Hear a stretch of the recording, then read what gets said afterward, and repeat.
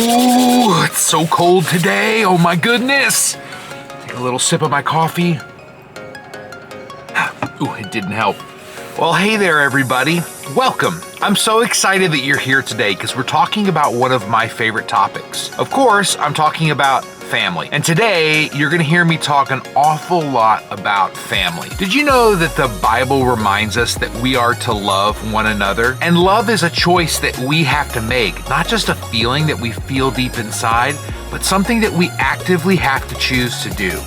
More on that in just a minute. If your family is like mine, there are a list of chores that have to be done every single week. And what usually happens is we hand off those chores to other people in our family, or else it would take one person an entire week to do all these chores. So instead, we choose to lay out different chores for different people. So I have a question for you.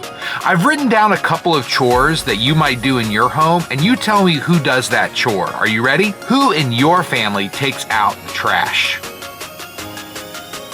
You got an answer for me? Okay, let's go to the next one. Who in your family washes the dishes? Who in your family feeds the pets? Who in your family cooks the meals? And finally, here's the last one. Who in your family drives you to school? You see, families are important not just because we're supposed to do chores together, but because God created families to do things together, to love, care, and cherish each one of the members of our family. I want to read you a very special Bible verse today. In John chapter 15, verse 12, we are given the greatest commandment of all, and it says this: "This is my command, love one another as I have loved you." You know, loving others isn't always easy, but Jesus commanded that we love others. Jesus, the perfect example for us, also loved others, and he loved them unconditionally. Whether they were wealthy or poor, sick or well, young or old, Jesus loved people. And what a great demonstration he left for us. As a matter of fact, it's the perfect demonstration. Before we jump in talking more about families, check this out.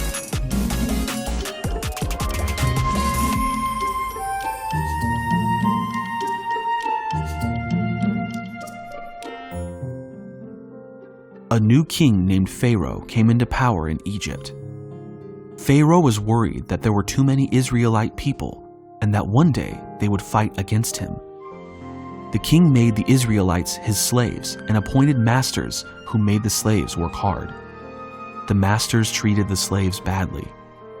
Pharaoh also made a terrible new command that every Israelite baby boy must die. While this rule was in place, an Israelite family had a new baby boy. The Israelite mother, father, and sister loved this new baby very much and wanted to protect him from the horrible command of the Pharaoh. So the mother hid the baby for the 3 months after he was born. The baby grew, and when the mother couldn't hide the baby any longer, she got a papyrus basket and coated it with tar and pitch to make it float. She gently placed the baby in the basket and placed the basket in the reeds along the Nile River. The baby's sister watched from a distance. Soon, Pharaoh's daughter, the princess, went down to the river to bathe and saw the basket in the reeds. She asked for a servant to go and get the basket. When she opened it, she saw a beautiful baby boy protected inside. He was crying, and the princess felt sorry for the baby boy. "This is one of the Israelite babies," she said. Then the baby's sister, who was still watching, stepped forward and said, "Shall I go and get one of the Israelite women to take care of this baby for you?" "Yes, go," answered Pharaoh's daughter.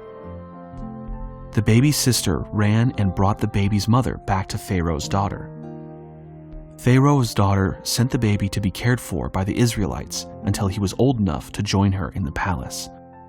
The Israelite family protected the baby and took care of him. When the child grew older, the mother brought him to Pharaoh's daughter, and the boy became her son. The princess named him Moses because, she said, "I drew him out of the water." You know, this story talks a lot about families, but it also talks about a plan. You know, God had a plan for the life of Moses, one that even he, as an infant, or his mom or his sister who cared for him, didn't even know at the time. God's plans are perfect, and they always point to Jesus. Have you ever thought about God's plan for his one and only son, Jesus? Jesus spent time here on earth, and he is fully God and he is fully man. And the reason that God sent Jesus was because God had a plan. And that plan was to fix the broken relationship that we have with God, you and me. That broken relationship was broken by sin. Sin are all the ways that we disobey God.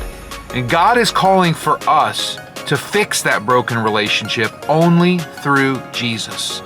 And so the Bible tells us this, that God loved us so much that he sent his one and only son, Jesus, that whoever believes in him will not perish but have this thing called eternal life. I don't know about you, but that is the greatest example of love I have ever heard of. That God would send his one and only son, Jesus, to live a perfect life, to die on the cross for me, so that I could restore my broken relationship with a God who loves me and who created all things, including me. Today, as you think about your family, I want you to think about ways that you can love them deeply. Remember the story that we heard today and the incredible sacrifice and the incredible dedication to each other and their families, because we are called to love one another.